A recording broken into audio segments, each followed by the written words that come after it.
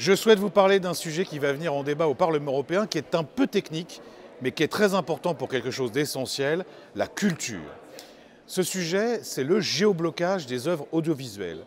Ce mot bizarre ne vous dit certainement pas grand-chose, mais il est au cœur du modèle économique de la production audiovisuelle, et particulièrement du cinéma.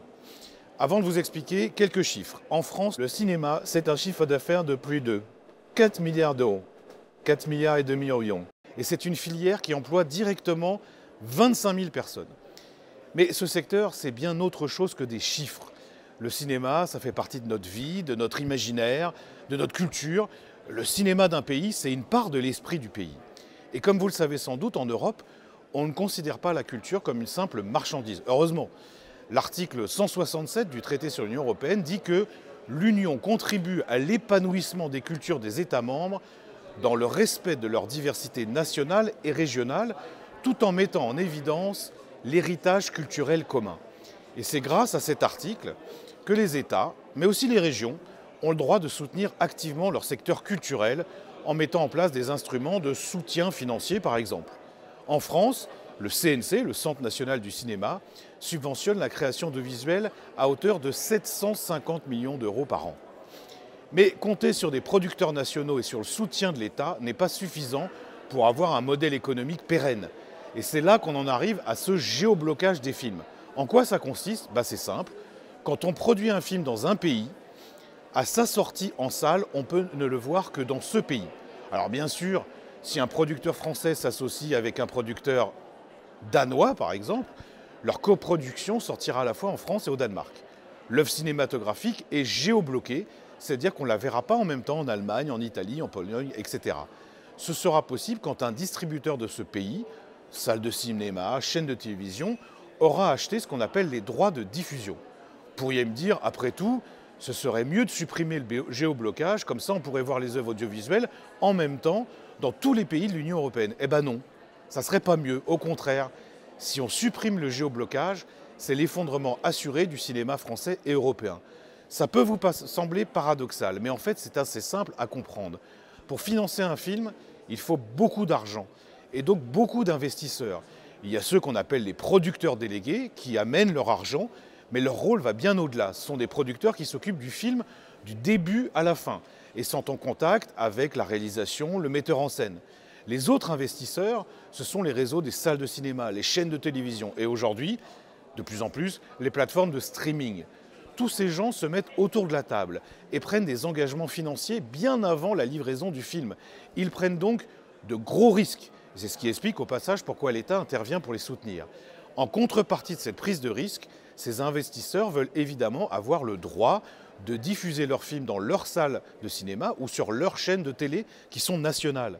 Et pour les producteurs délégués, l'intérêt c'est d'avoir le droit d'auteur et d'en disposer librement.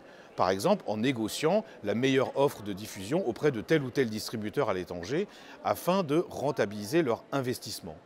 Si on fait sauter le géoblocage, on se retrouve avec les mêmes autour de la table, mais les films ne pouvant être vendus dans d'autres pays, les recettes des producteurs vont fortement baisser et les créations audiovisuelles seront donc déficitaires, sauf si les consommateurs payent beaucoup plus cher.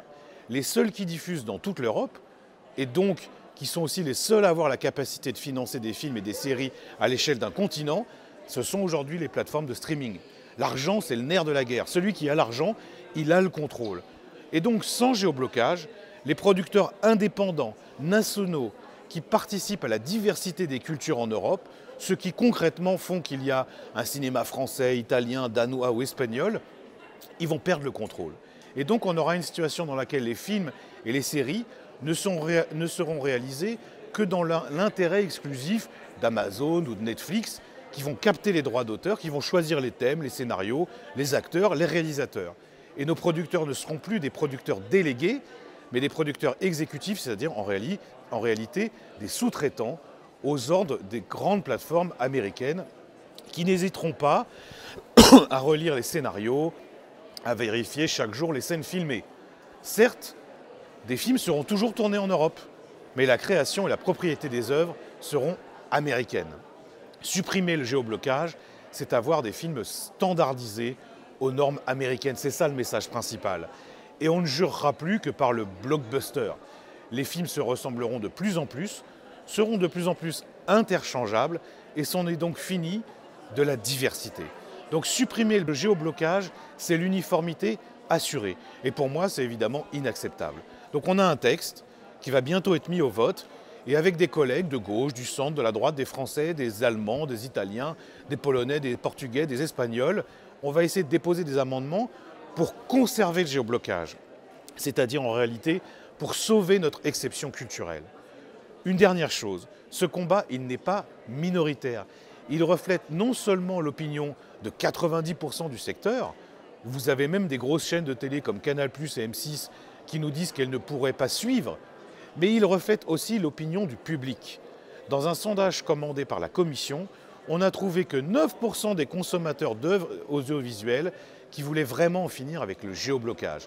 Alors je sais que c'est un sujet qui peut paraître un peu lointain, surtout en cette période de crise et de guerre qui nous préoccupe tant.